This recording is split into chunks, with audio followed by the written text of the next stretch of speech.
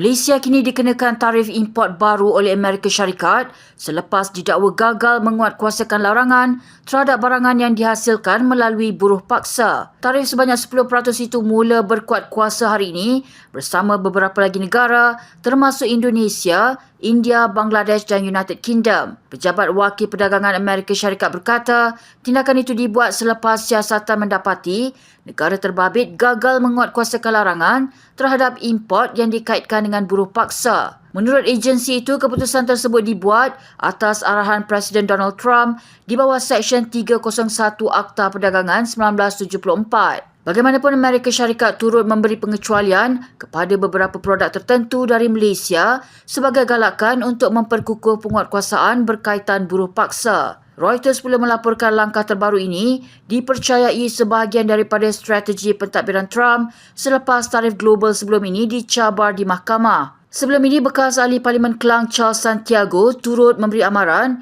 Malaysia berisiko dikenakan tarif jika gagal menangani aduan berkaitan buruh paksa.